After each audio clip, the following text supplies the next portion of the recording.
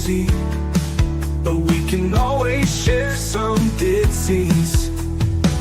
It's just a cup in time. This song doesn't have to rhyme. Life's all of us, not every moment we can be feeling fine.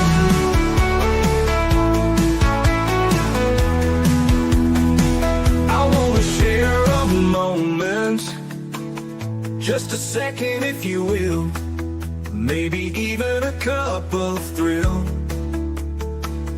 We could share this performance. It's tea time, come sit with me.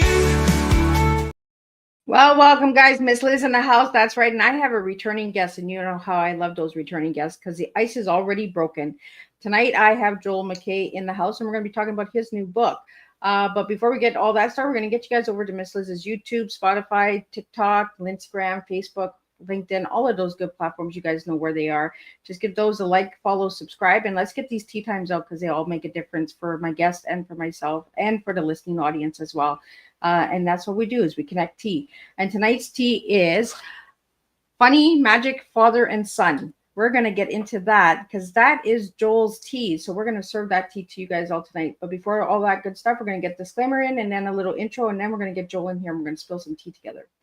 Disclaimer for Miss Liz's Tea Time live show. Miss Liz's Tea Time is a global platform dedicated to sharing real life stories, diverse perspectives, and meaningful conversations that inspire awareness, healing, and connection.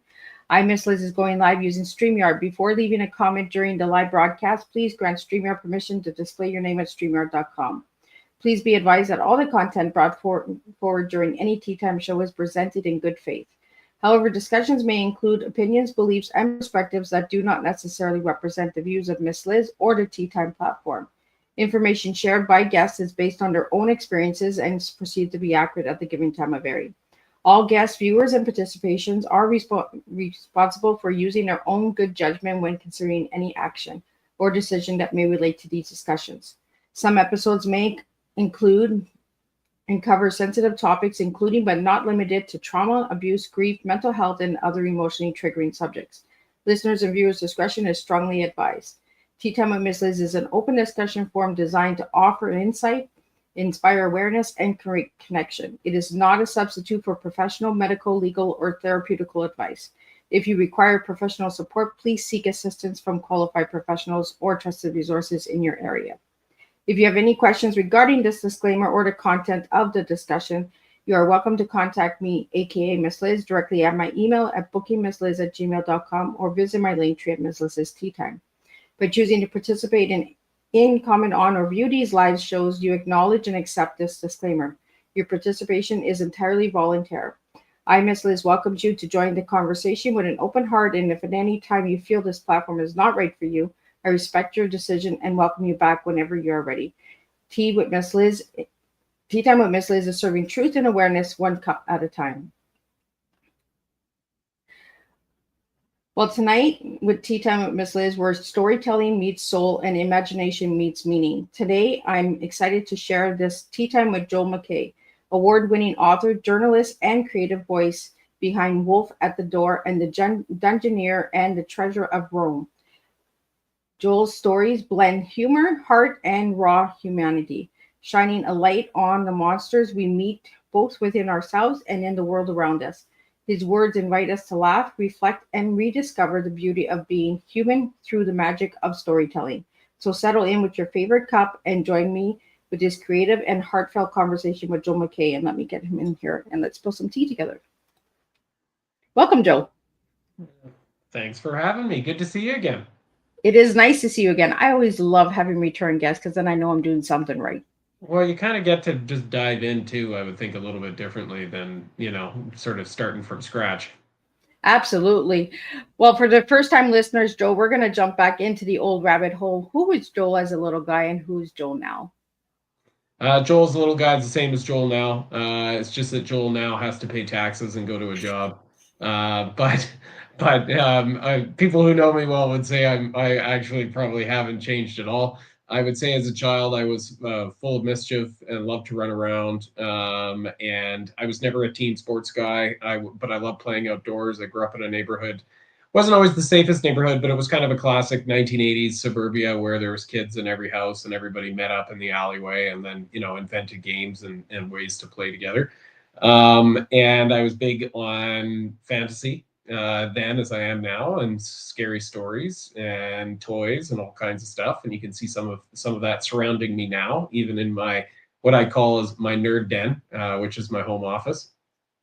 And then Joel now is the person who is appreciates the child, but is the adult that is, you know, carrying out some of those hopes and dreams in the way only an adult can. And I think that is where my fiction comes from. There's no question, but also my day-to-day career, my life, my relationship with my children, all those things. So not a lot different, but an evolution, I think, would probably be an accurate way to describe it.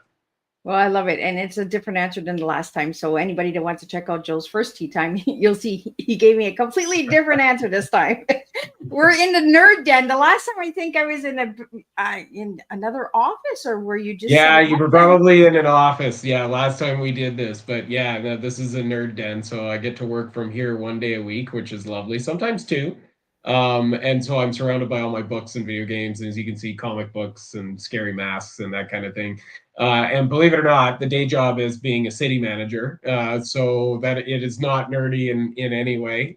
So there is definitely a little bit of reprieve, emotional reprieve I get working from this room sometimes from the heavy issues of running a municipality that sort of hit you over the head on a day-to-day basis.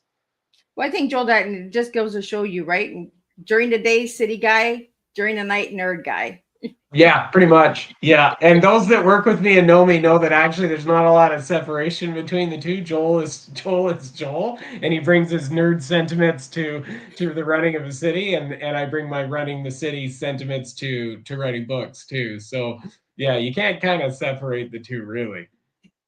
And the last time you were on Tea Time, you were here for the book. It came from the trees. Tonight, Yeah. How have you changed since that time?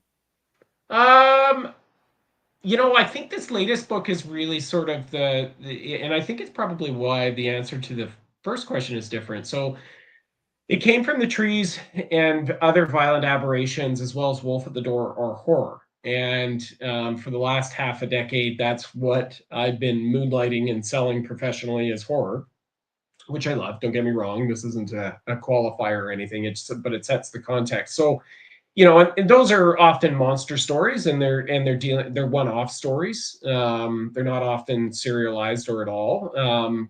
This novel, The Dungeoneers and the Treasure of Roan, is an action adventure fantasy. It's a young adult, and it is the book I would have wanted to read as a kid.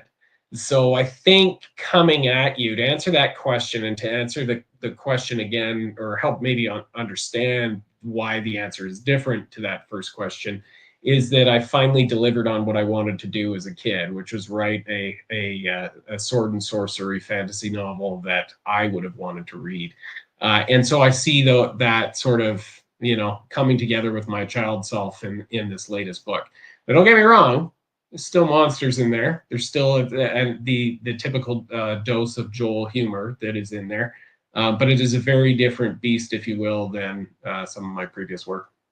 So, Joel, I'm going to slap the book up so you can describe the cover of it and all of that, because I think it's pretty fun. But then you say there's horror in there. So, I mean, let's kind of talk about the cover and how you got the cover and all that good stuff. Yeah, so the cover artist who worked on this, I mean, she did. She's from the U.S., so I was able to bridge and work with somebody in the U.S., which is always lovely. But she did the design, and it was interesting because she asked me, she said, well, what do you think the design for the cover should be? And I said, well, you know, like kind of, you know, I want it to be whimsical and fun. And it's about this father and son thieves and that type of thing and sort of an abandoned city. And she said, oh, okay. And I figured she'd come back with a few options and, you know, we'd eventually find our way there. It takes a bit of time with cover, but this was option one. This is what she came up with. She did the entire design for the inside of the book as well. So it's laid out to mirror the same sort of feeling that you find with this book, which is that fun. It is supposed to broadcast to the reader that this is fun, it's whimsical, it's young adult. And when I say horror, I mean there's monsters in it. As any good dungeon-based tale will have, there will be monsters that crawl and creepy crawly things that come out of the dark places of the world. And so that hunt for the treasure in the abandoned city of Roan is sort of where some of that pops up. But yeah, I mean, I'm just in love with the design that she did and sort of where that has ultimately helped sort of explain the book to people who would potentially read it. It is exactly as it looks, I suppose, is probably the best way to put it. There's you can, in this case, judge a book by its cover. Well, and that's where the father and son comes in, because you mentioned father and son, and I'm like, you gave me father and son for his tea. So that's where the father and son comes in? Yeah. So the story is about a washed-up thief named Wincott who stumbles into the ancient city of Roan, and as he stumbles into it, he stumbles across his estranged son, Sish. And Sish is also a thief. I never really say how old he is, but he could probably be late teens, early 20s at oldest. But definitely at that stage of life where he's, starting to reflect on and coming to grips with his relationship with his parents as he enters adulthood. And that's sort of the young adult theme that we are working through in this novel is how do you interpret your relationship with your parents and the things that went on with your childhood? How do you make peace with it? Can you make peace with who they are instead of who you wanted them to be or who you thought they were? So you've got these two thieves who don't like each other in the beginning. One likes each other less than the other, and they get kind of forced to work together and then put on the path of hunting for this treasure, which is why Sish is in the dungeon, and reconciling their relationship along the way. And then there's a wide array of a supporting cast of characters, which are the Dungeoneers, which I'm poking a bit of fun there at dungeon stories in that they're do-gooders. They search dungeons just to get rid of evil monsters and find treasure and then protect them and that type of thing. So slightly different than your typical dungeon crawling crew. But definitely poking fun at that and based on, a lot of what you would find in dungeon crawling adventures, be they novels or tabletop games or video games, that type of thing. But it all centers around those two. And their story is told not only as they make their way through the dungeon, but with a series of flashbacks from each of their point of view on basically how they grew up together as father and son and what that looked like and the good and the bad, the funny, the weird, that kind of thing. So, Joel, did you get the dungeons from Dungeons and Dragons? Yeah.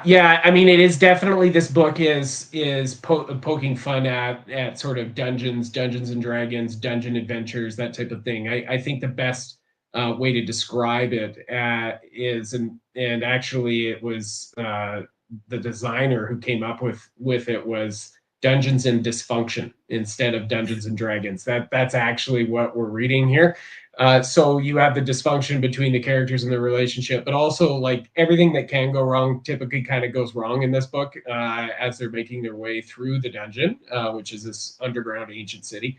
So it's definitely playing on that. And it has throughout it a bit of an Ocean's 11 heist feeling too, because you got a couple of thieves, they're professionals in their world, they're working to get this treasure, but then there's a series of flashbacks to other jobs that they've done in the past where they're trying to steal things and all the things that kind of go sideways when they do that in this magical world. Well, you kind of give away what you watch, right? Did you watch Ocean 11? Oh yeah. I've seen all of them many times. I've seen the original, Yeah, I like heist movies, right? I mean, you give me a good thief and that type of thing. There's something about the gentleman thief who kind of falls ass backwards into success that I've found just perennially endearing. And so you have that in these two characters who are incredibly flawed. I mean, obviously they're morally bankrupt, they're thieves.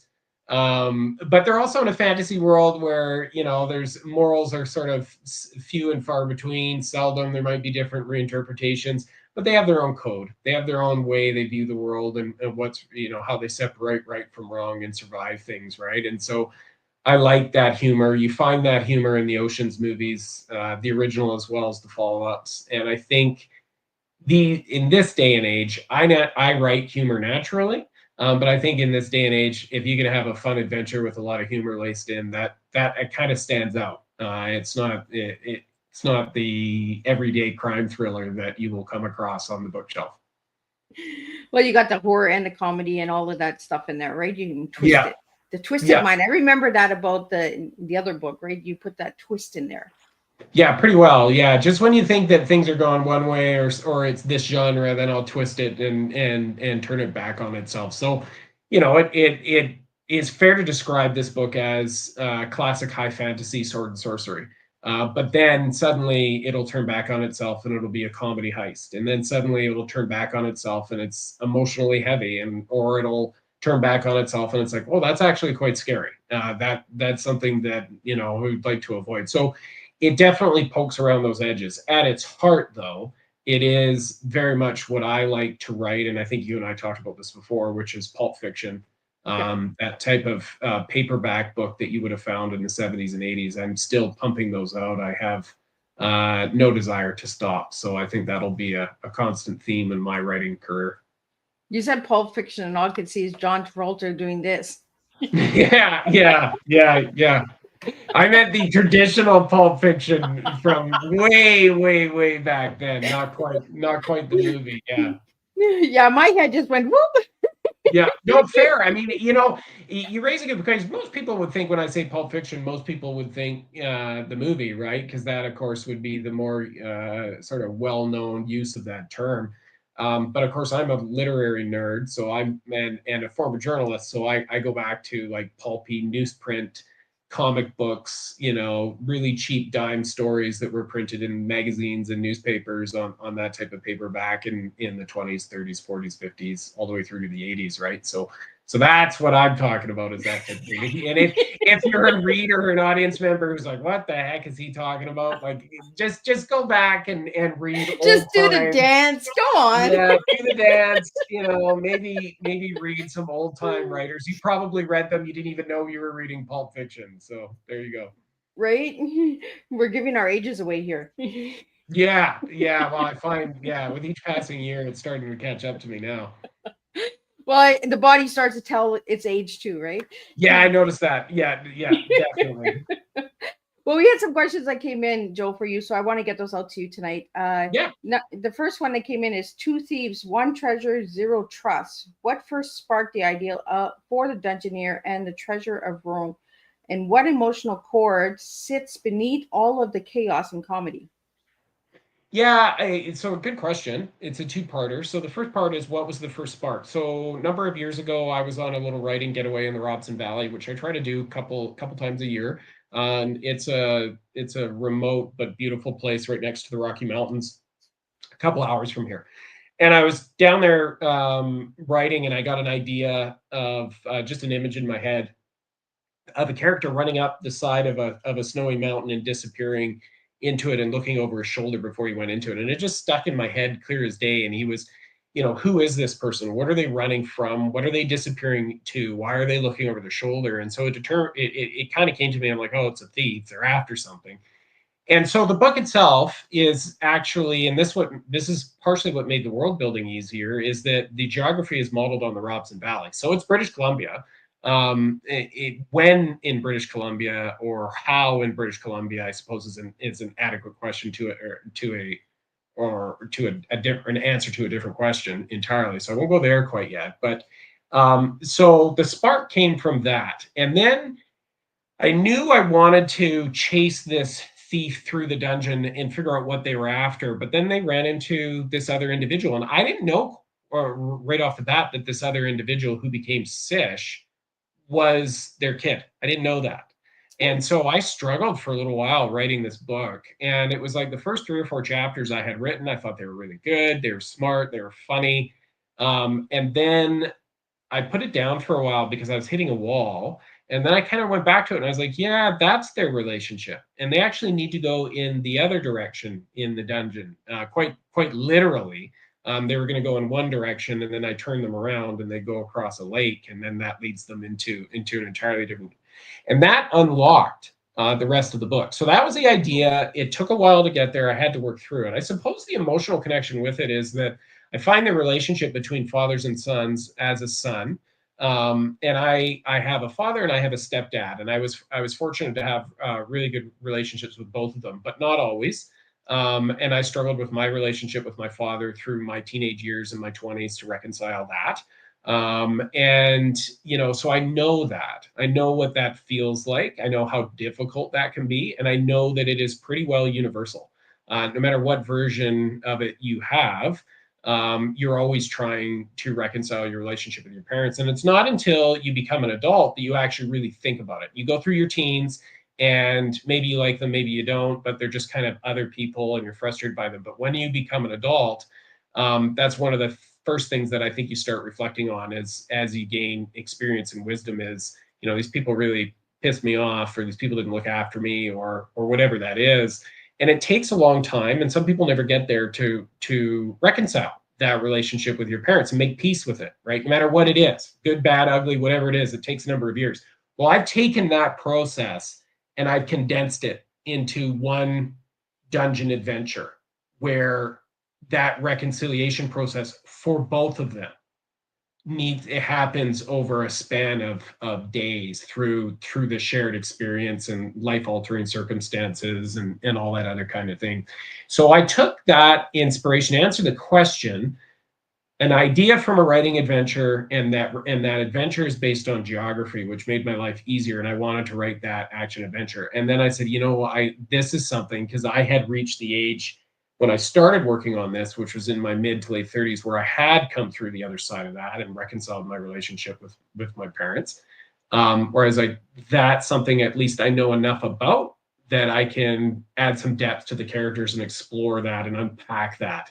And that is why that's the reason for the flashbacks throughout it as well, because you can't really understand the characters until you go back in time and see what's gone on. But I wanted the audience to see each character's own interpretation of those events, ratcheting back and forth, because the father's going to have a different view and different motivators that the son's not going to understand, and same on the other side, right?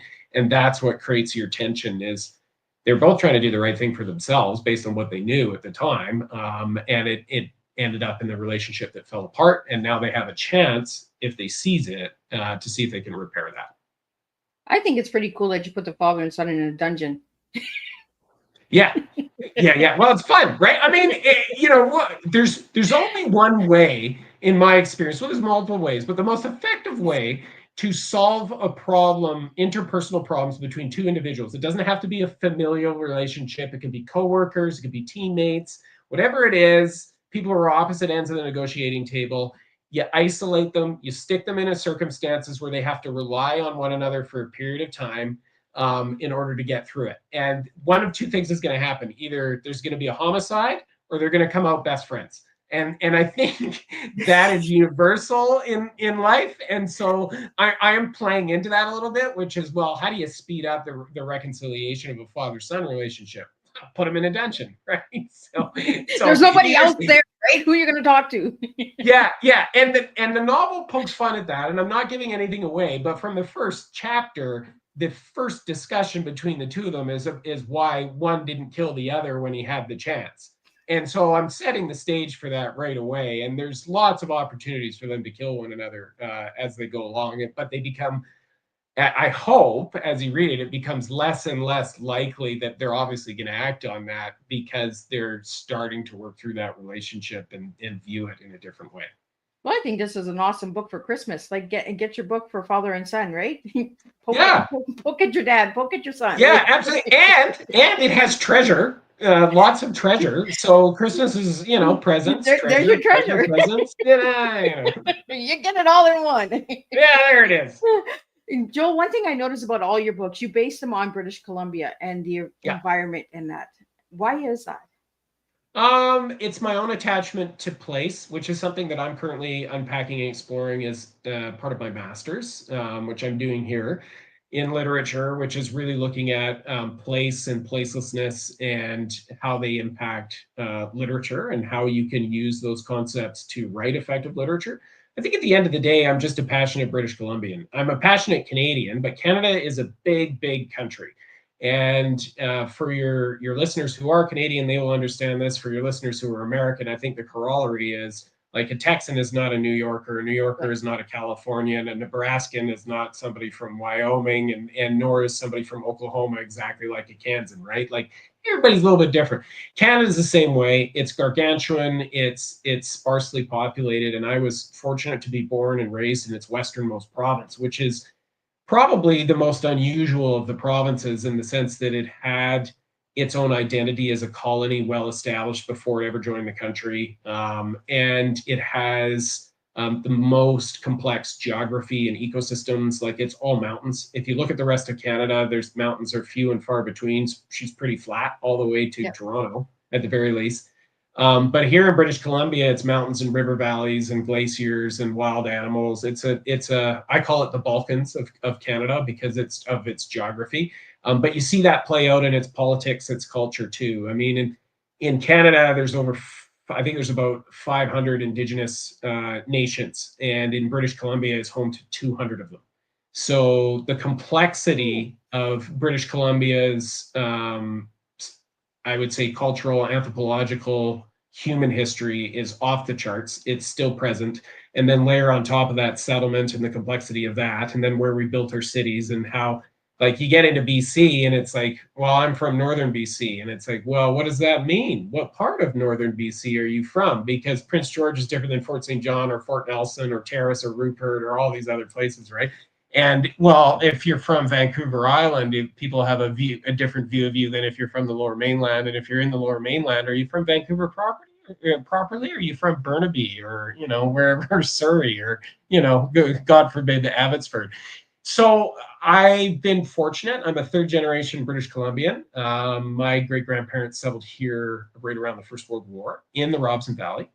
And then I was raised in the Lower Mainland in Vancouver. My dad was a police officer in Vancouver, so I grew up running around the city and learning all about it. And I was a journalist down there, and I got to cover British Columbia. I got to understand British Columbia, and then eventually I moved back up north to Prince George, not far from the Robson Valley, and fell in love with British Columbia and its history in a different way, and have been serving it in sort of public sector roles since. So I think for me, long story short, I just love the place. I think it's fascinating. It's an interesting place to write from. And I'm not sure that there is enough literature out there that always embraces the place. There's a lot of artists who write from British Columbia, but they're not necessarily writing about British Columbia or of British Columbia. And so I think for us, for our own identity, that's a demon we need to exercise a little bit more and get out there. And I'm not claiming I'm good at it, but I'm happy to contribute to an emerging literary tradition of British Columbia authors who write about British Columbia and do it through genre fiction, which is a whole other beast. I think it's really cool because anybody that wants to know anything about British Columbia, just buy one of your books. You give little tips and keys and check this out, check this space out. I know in the other book, it came from the trees. You had some scary places or haunted places in British Columbia that you had put in. Yeah, it was the title or story there is not so haunted, but it takes place just outside of Prince George with a bunch of tree planters, and it's a terrifying story of a parasite that takes over the body. So it's a body horror. Oh, yeah, but it's tied to the forest industry, which is quite significant here. And so throughout my work, whether it's short fiction or longer stuff, you do see, to your point, not an overt sort of, here's 3 pages of British Columbia history in order to understand, this place, but just little tidbits that are interspersed in there, almost as, this is just how it is here. And part of that is, well, that's what a New Yorker does when they write about New York. It's almost with this attitude of, well, didn't you know that that's what the Lower East Side is like? Like, they don't bother explaining it to you. They're just like, this is what the Lower East Side is like, right? And so I try to take that approach with British Columbia. I'm not really going to explain it to you. This is just how it is. And if you keep reading, you'll learn more about it over time. I think it's pretty cool the way you do it. And the other book that you wrote as well is called, what's the other one that I have here? Wolf at the Door? Yes. That one has stuff about British Columbia as well, right? It does, yeah. So it's set here too. It doesn't overtly say it's set in Prince George, but it basically is. And it's definitely Canadian because Thanksgiving is in October, and it's a werewolf story. So it's a Thanksgiving Halloween story, which is a unique little Canadian mashup. I think we're the only country that does it quite like that. Yeah, it's got those elements of northern BC and Prince George built into it, but it's otherwise just a werewolf comedy horror story, right? That you can pick up anywhere, but it's unapologetic about its place, and where it comes from, and therefore doesn't see the need to justify or explain it. It just is, as the background, and you either get it and recognize it and appreciate that, or you don't, you brush right over it. But I think that's kind of my point around us being creators coming out of British Columbia, coming out of Canada. Any creator that comes out of anywhere in the world, be unapologetic about it. I don't need to write a love story set in Paris. I mean, kudos to everybody who does that. But if I was ever going to write a romance, it'd probably be set here in British Columbia.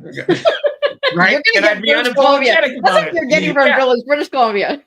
Yeah, I'd be unapologetic about it. He loves the place. Why not? Yep. Right? British Columbia has some really beautiful scenery. Like you can fall in love in British Columbia. Like, come on, like go travel. Yeah, pretty easily, right? Yeah. The next question I have for you is: your fiction often mixes humor, horror, and heart. What draws to that blend, and what's the truth about humanity? Humanity hides inside your monsters. Yeah. I think the humor is simply because I'm a big believer that I as you can probably tell, and this is the second time we've had one of these chats, I usually don't go more than a minute or two without cracking a joke somehow, and most of them don't land, but like that's who I am. That's humor is a big thing. My parents taught me that. And it's often dark humor. Remember, as I said earlier, I grew up, my father was a police officer, and he's a great man. But if you've ever spent any time around cops, they have gallows humor, like really dark humor. And so I inherited that from an appreciation for that from a very young age. And I think it may be that I'm also just naturally attracted to monster stories and the darker side of life. And so you start to blend those things together, right? So I think humor and horror naturally go together, and they naturally fit me. The question is, how do you inject heart?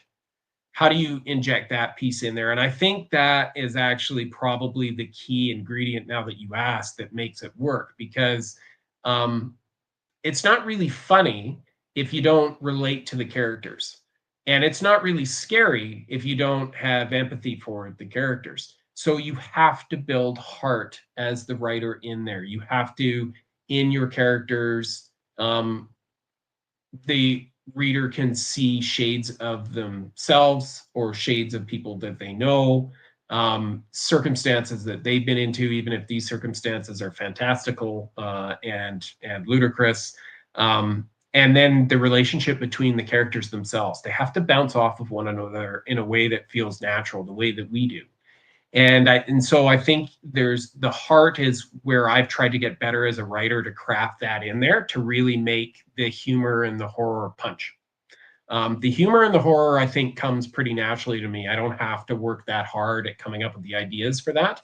But I would say where I have struggled, and I'm hopefully getting better, is on the conflict, the empathy, and creating the relationship between the characters in a way that truly comes across for the reader. When I wrote Wolf at the Door, I was really trying to figure out conflict between characters. And so I set up a dinner party, and I had all people who don't get along with one another sit beside one another, and I laid all that out.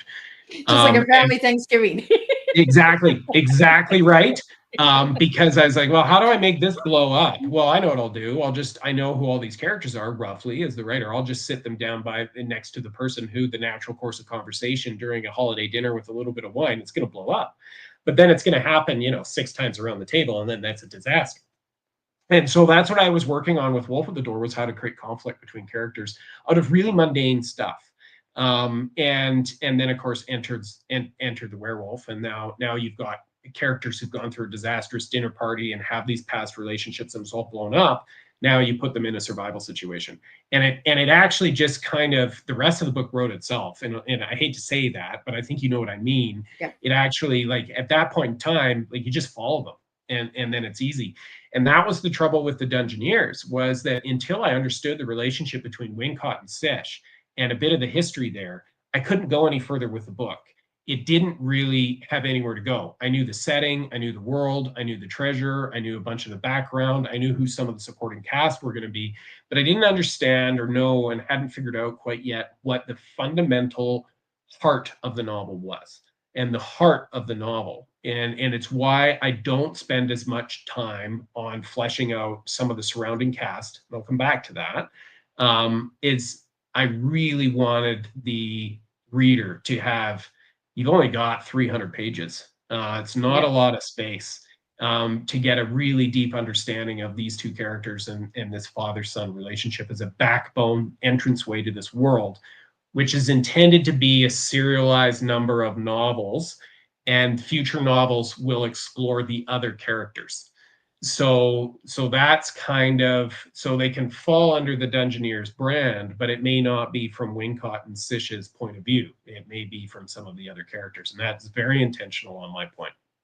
Well, Joel, 300 pages, when you get into a good book, is not a long book.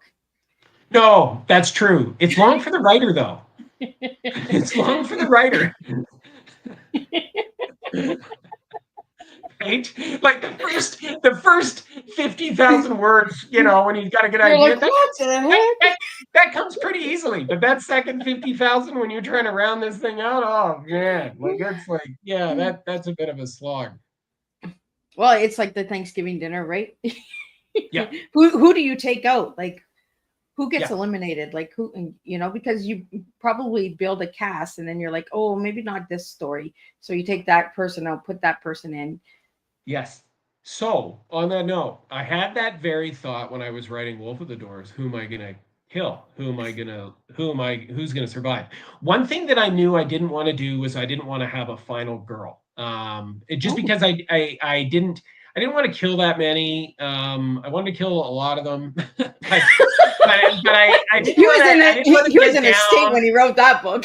Yeah, like I didn't want to get down to, well, it's a final girl story and and all the, you know, the moral implications of that and everything. And I mean, that's been debated back and forth in film and literary circles for decades, right? But I did make some decisions and made some decisions to get rid of a number of people who were completely innocent. So that was the other way, which is, do you kill people based on their moral status? And I thought to myself, well, that's not how the world is.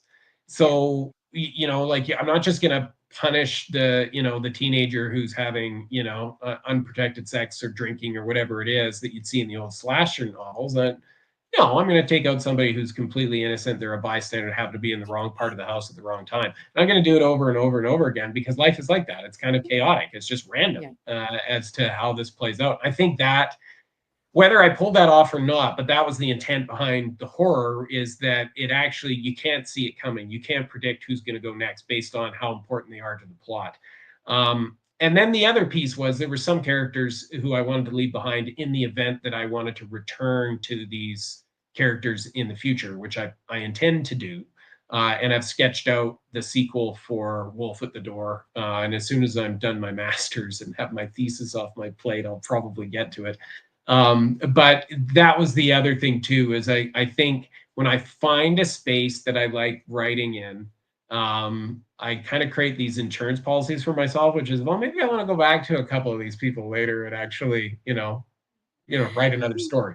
Have you ever killed somebody and then you're like, oh no, I killed that person? Yeah. I actually had to go back through Wolf at the Door the other day to double check something, because I was like, I can't remember what I did there. Like, was that individual wounded? How badly were they wounded? Like, can they show up again and be a full person? Like, do they have, anyway. So yeah, you have to do that. I did that lots with the Dungeoneers because it's a lot longer. I had to go back and be like, okay, well, where did that end up and at what time, and, you know, all that kind of stuff. Because I don't have, obviously, you know, a lore keeper for myself to manage all this stuff. I have to keep it up here or in notes somewhere. Otherwise I forget the narrative myself. Well, writing so many books too, sometimes you're like, oh, did I kill that person in that book or that book, or Yeah, was it this book? Like, yeah, yeah. And I don't think this is going to get any easier over time, right? Because if the intention is to continue to write and publish, but also get older and lose my memory, I think at some point those two come together, and I'll end up writing a book that makes no sense I'm whatsoever. in the dungeon. No, I'm not in the dungeon. No, I'm in the living Yeah, room. No, I'm not in the living room. yeah. I don't know where I am. I don't know where I am. I don't know what I'm doing. Yeah, but hopefully it'll be like 30 or 40 books from now, right? Where people would give me a pass and say, "Yeah, but he was super old. So what?" We'll just let it fly. Well, we had a question that came in, and you kind of already answered that question, but I just want to get it out there for you, Joel. It and they said you described your book as Dungeons and Dysfunction meets Ocean 11. What personal experiences or relationships inspired the father and son dynamic at its center? You know what? None actually from my life. I would say that the theme of Father and Sons, as I said before, was inspired by my own experiences, but very from a global perspective, not specifically. I mean, um, my father and I are law-abiding citizens, and my stepdad is too. He's a veteran of the U.S. Army, so we're not thieves stealing trinkets from underground dungeons or having heists at banks or anything like that. So I think the relationship between the two of them was just something I invented and I wanted to explore, and I probably read and watched enough heist books, crime books, that type of thing, that I kind of knew the strings to pull on and what to create there. I also find that more interesting to write, which is people, perhaps it's because I do obey the law, writing about people who consciously don't, are self-aware enough to know that they're on the wrong side of sort of the moral argument in whatever world they exist and continue on, is interesting to me. And so this actually points back to your signal to Pulp Fiction, the movie. I think that's a lot of what Tarantino does. I think he likes to explore and give us these characters who live on a spectrum of moral acceptance, depending on the circumstances and the issues, but are generally coming out of a pretty gray area or a darker side of the world, and yet they're kind of funny and oddball, and we relate to them, even though they live lives that most of us will never be exposed to, do not want to be exposed to in any way. That's what this book is too, right? I mean, obviously we're not all going to be fantasy adventures in a world full of magic. That'd be cool. If somebody finds a portal to that, let me know. But well, you already talked about the cave, the winter cave. Somebody went into the cave, like somebody went into the cave. Yeah. So anyway, to answer the question, there is a portal there somewhere. Maybe they haven't. Yeah. There is a cave that is based off of, not far from here, and nobody's ever found the bottom of it. So maybe there is. Maybe there is an ancient city under there. I don't know. But to answer that question, no, the relationship between Wincott and Sish is not based on anybody specifically. It is globally based on the theme of father and sons, and trying to reconcile, and knowing that that's a process that most people go through in their life. And then I invented the relationship. I created two thieves, and thieves are fun to write about. Well, we have a question here about your characters, and it says, your stories feature broken, messy, funny people doing the right thing eventually. Yeah. Why do flawed characters connect so deeply with your readers? I think because we're all flawed, if we're being real honest about it. Even those of us who can admit some of our flaws can only really scratch the surface of our flaws. There's a whole iceberg underneath of our flaws that the people who love us or maybe don't love us around us are keenly aware of and don't point out to us all the time. I think if you write perfect characters, you run the risk of them being boring, and your reader not engaging with them. I know for me, I write what I want to read, and so I want to read about the struggles and the people that made mistakes and screwed things up. Even if they're really good people and they make good decisions, they still find themselves at points of failure along the journey, because you can do everything right all the way along the way and still fail. and that's a reality of life. And so I think that is why I write those characters. That is why the morally ambiguous is interesting to me. I mean, I suppose the people who love me would say, well, Joel, you're a bit morally ambiguous in your own way, which is probably true.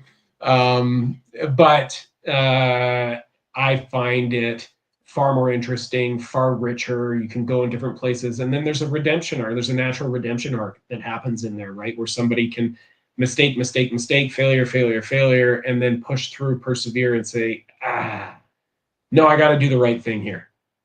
Yeah, okay, I'm going to do the right thing. Even if they don't understand the reasons why they're doing the right thing, or maybe they do. And I think that comes back. Doesn't mean they're always going to be doing the right thing from then on.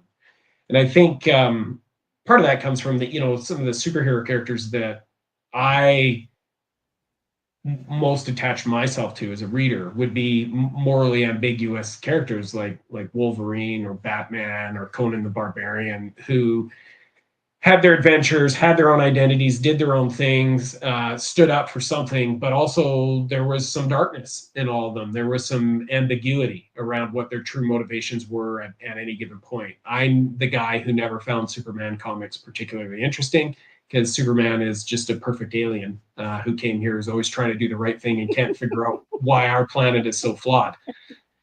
So to me, not as interesting. I never really found Superman interesting either. I always found him as the guy who picked up Lois and just flew around. Yeah, like, pretty much. Like, okay, he saved he saved like trains falling or stuff like that, but I never really got the character of Superman. No, I mean, he's not human. He's an alien. So in that sense, you can say, I think as a creator, well, you can defend him. Because he's not human, therefore he shouldn't have the trappings of humans and some of those moral challenges, the fallibility. Superman is in many ways perfect, right? Awkward socially maybe, but perfect, right? He's always trying to do the right thing. At least that's how he's often portrayed.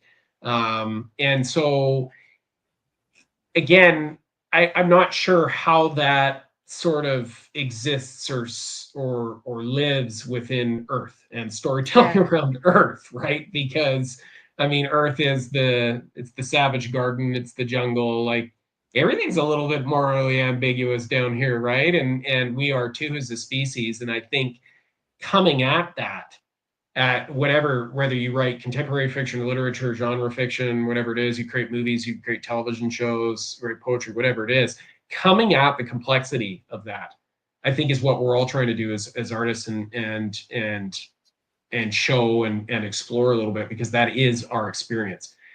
And I hate to hate on Superman, because he's amazing and there's so many things. You go on for hours about the contributions that Superman has made to superheroes and fiction and hero myth and all that other kind of stuff. But if you go back and you study hero myth and the hero's journey and mythology from an Earthling's perspective, there's a lot of flaws on the path to heroism, and a lot of challenges and things that need to be overcome and decision points. And you see that in every culture and every history around every story, whether it's a mythological story or a fictionalized version of history. You see your hero or heroine struggling through much of the same things. So to me, again, as a writer, that's where I want to be. I think that's who I am ultimately, as somebody like all the rest of us, just struggling, trying to figure life out day by day, and some days getting it right, some days not. That's interesting to write about. That's interesting to read about. Well, I think a superhero that only the romance story. I think that it was more of a romance story than superhero for me. Yeah, for sure.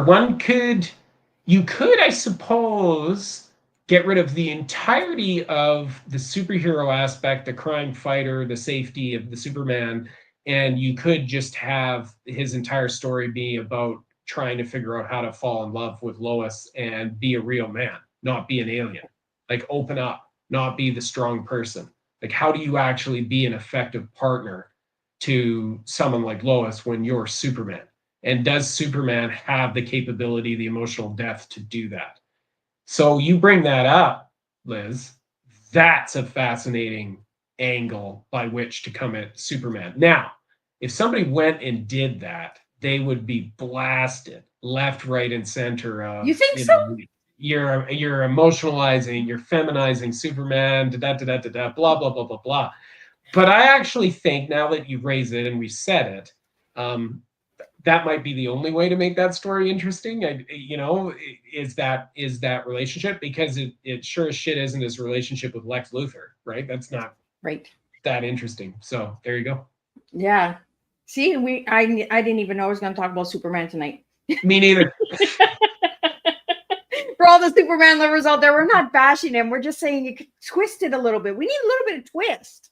Yeah, I think what we're saying is that as two readers and people who are passionate about story, since we're on here talking about story, we've got, that Superman's not really ringing the gong for us on a day-to-day basis. But if it were, maybe it needs to go in this direction. And take it or leave it, audience members, right? I mean, you either agree or you don't. It is what it is. I'm going to get a lot of haters for Superman. Yeah, maybe. Why is fantasy and horror so related to us? It's almost like a mirror, like humanity, Joe. I think it's because through those, and I won't be the first person to say this, but I'll probably butcher it in how I articulate it. I think through those genres, you're able to actually hone in on truth about the human experience in a way that is more difficult if the story is set in the contemporary real world. Because if you're in the contemporary real world with your reader, and you've got a horror story or a fantasy story, it's easy to get lost in what that world actually is and debate about bits and pieces and what's true, what's relevant. Is this actually, is this what, this city is like, or what life is like at this point, or for this income level of person, or the person with this background, right? You get lost in that stuff. If I take you and I write a story and I say, okay, I'm going to put you in, modern day Seattle, and you're at all familiar with Seattle, and every day is sunny, you're going to say, well, now we're having a debate around whether or not I, as an author, captured the weather correctly, instead of what I'm really trying to get at, which is some of these truths about the human existence. And so if you step out of our world and you go into another world, which horror and fantasy demand, science fiction as well, by and large, you've taken away that argument entirely, and now it is entirely about the characters, their experiences, and the emotional components of the story, and whether or not that rings true to the human experience. So we can have a story set in the clouds with cloud beings who are fighting against, a warming sun or a cooling air and turning to ice. We can believe all of that. Where it would be unbelievable is if they don't act like humans. And so they have to act like people. They have to have struggles. There has to be conflict. There has to be all those things. And then we could, if the writer does the appropriate job of that, now you can buy into the story and forget the fact that they're cloud people. You'll overlook that because it's a fantasy. In the case of horror, I think that it is getting at, Jaws is a good example of this. There are still creatures on this planet that can eat us. And so we're going to put you in line sight of a creature that can and will eat you if it gets the opportunity. They are in the ocean. They do exist. They may not be as big as the one in this movie, but they're there. And this happens. And we're going to put you in a life or death scenario, and we're going to see how you react and how you deal with that. And that's the interesting thing in that story, is I think you can get back to some of those almost baseline, primal, or instinctive pieces that earlier humans would have had to deal with on a day-to-day basis, that we who live in the luxury of our nerd dens don't have to face as much, and then ask ourselves the question, would I have done the same thing? Would I have reacted in that way? Is that believable? Did that stick with me? Does that inspire me? Does that give me hope or creativity or fear? So I think stepping into genre fiction takes away the day-to-day reality and puts you into this fantastical environment to struggle through and work through truth. And then it's the author's job to try and capture that truth in a way that resonates. Well, Joel, you just threw out 3 good movies for people to check out tonight: Jaws, Ocean 11, and Pulp Fiction. Those are good movies, really good movies. Yeah, but not Superman. No, Superman, he's got to work on his thing. Yeah, he's got to work. Yeah, there's got to be some work on Superman. Well, Joe, we have some questions, some lightning bolt questions here. I want to get them out before we wrap up. Favorite fantasy creature you'd share a pint with? A pint with. A pint. Favorite famous is so something I can talk to. I don't know. I'll pick a centaur. Just off the top of my head. Yeah, centaur. Have a conversation with a centaur and see if I can drink him under the table. Hardest scene you ever wrote? One word. Sorry, say that again. Hardest scene you ever wrote in one word. Emotional. Oh, song that fueled your writing flow. Skyrim Atmospheres. Oh, book that made you fall in love with storytelling. Raymond E. Feist's Magician. Funniest line you've ever written. It's in The Dungeoneers. It's early on. I'll paraphrase here, but it's multitasking is the fastest path to mediocrity. Three words that define your story. Funny, magic, father, and son. That's 4 words. Yeah, so I would say family, funny, magic. Tea or whiskey while editing. Oh, it's got to be tea. If I start drinking whiskey, I'm just going to want to have a nap. Fishing, hiking, or biking. What order comes first? Fishing, hiking, biking. Oh, in that order, huh? Yeah. One word that captures the Dungeoneers. Fun. No. Favorite fantasy creature? No, we already did that one. I think I got them all. Oh, finish this. Writing is blank. Joy. Oh, well, look at that. We had a question that came in about some awards that you got, because you got some awards for the other books. Bold Wolf at the Door and It Came from the Trees earned major awards. What lessons from those projects carried into the Dungeoneers? Interesting people is the answer. It's try to create interesting people that are going to be relatable to whoever is reading. And so you have to let them make decisions that you wouldn't make yourself.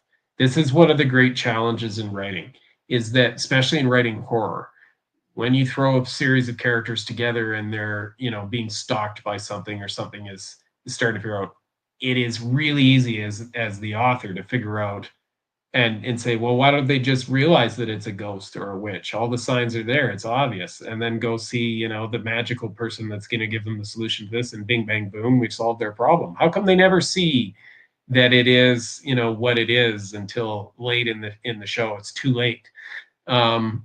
And I found for a long time I struggled as a writer. I made my characters had very rational decisions that actually ended up like negating the horror. Like, stories ended 5 pages in. No, they made a good decision. There's no story here.